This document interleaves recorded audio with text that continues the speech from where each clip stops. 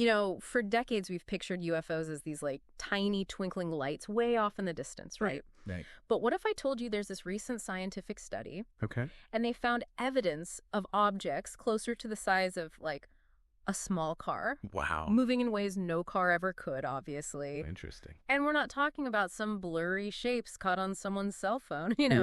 Right. This was a 10-month field study Okay. off the coast of Long Island using really cutting-edge equipment.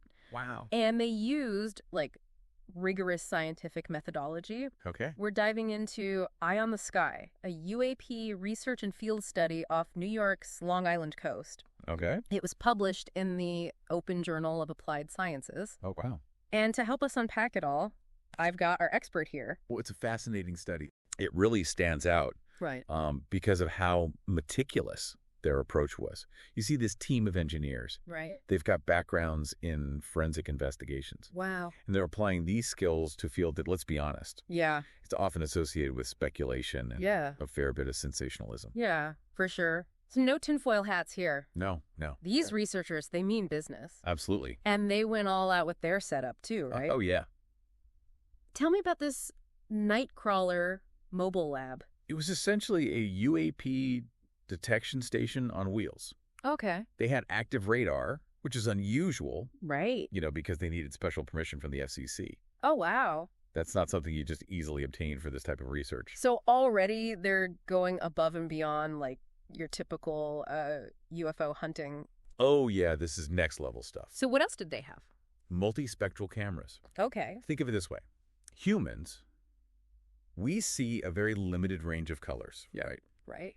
These cameras can capture a whole spectrum of light Okay. beyond our vision, Wow. from infrared to ultraviolet, Okay. something that's totally invisible to our eyes. Right. Could be glaringly obvious if you're looking through the lens of one of these cameras. So they're not just looking for things in the sky. They're looking for things we might not even be able to perceive. Exactly. What about other sensors? They had a whole suite of them. Electromagnetic field detectors, Okay. acoustic sensors, picking up unusual sounds, Right. even radiation detectors.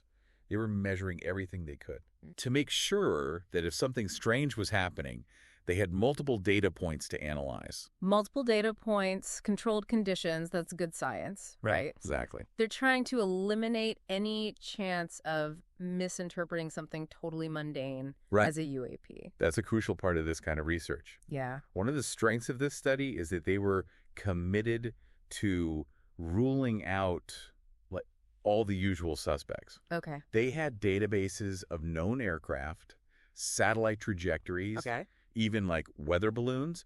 They factored in things like atmospheric conditions Okay. that could create false positives Right. on their instruments. Okay, so that's reassuring to hear. They weren't just jumping at shadows. No, they were very thorough. So they set up shop at Robert Moses State Park Right. here on Long Island. Beautiful spot. I've been there. It is a nice park. Why this? Well, it's interesting for a couple of reasons. Right. First, it's relatively isolated, Right. minimizes interference from human-made objects, Okay.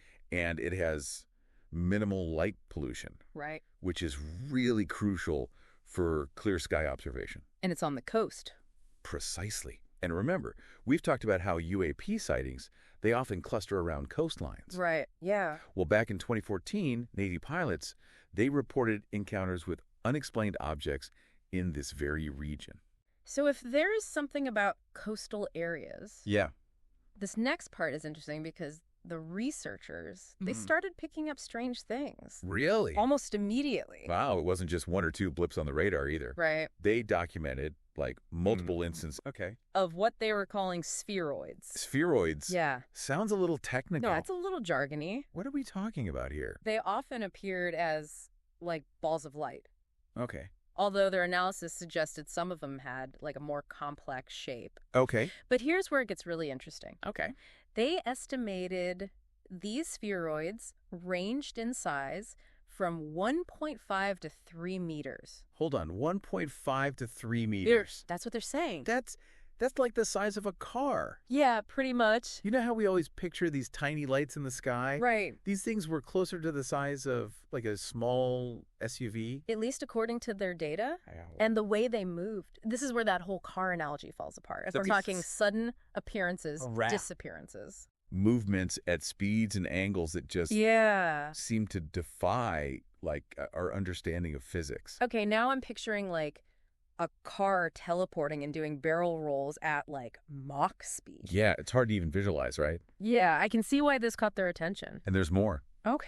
They even documented instances where these spheroids seem to, like, interact with their equipment. Really? Yeah. So imagine you're sitting in that mobile lab, Right. watching all your instruments just go haywire, Right. and you know it's not just some technical glitch. Exactly. That would be unnerving, to say the least. To say the least.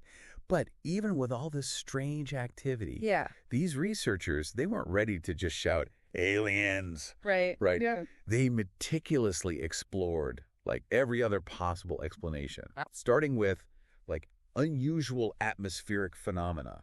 Right. Could this be some rare form of lightning, plasma effects, something we just don't fully understand about, the complexities of our own atmosphere? Yeah. They really investigated that angle thoroughly. See, I'm always skeptical of, like, the simplest explanation. Right. But it sounds like they really did consider absolutely. unusual atmospheric conditions as a possibility. They acknowledged that a lot of UAP sightings Right. can be attributed to just natural phenomena. Right. But in this case, based on their data and their analysis, Right. they just couldn't find a satisfying explanation Okay. within, like, our current understanding of atmospheric science. So what else did they consider then?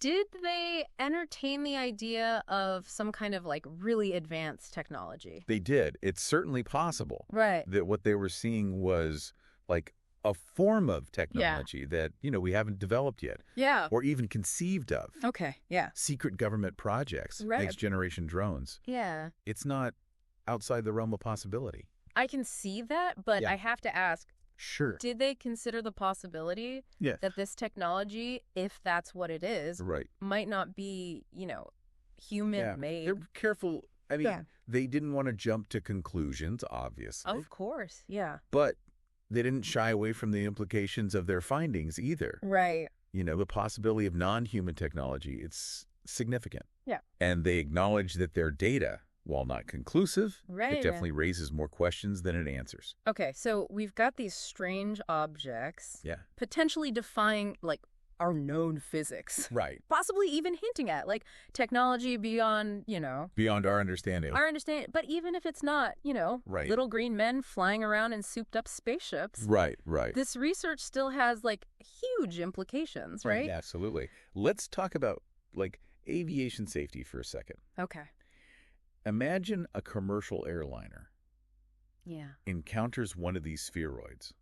Oh, wow. We're talking about objects potentially moving at incredible speeds. Right. Appearing and disappearing, seemingly at random. It kind of sends chills down my spine just thinking about it.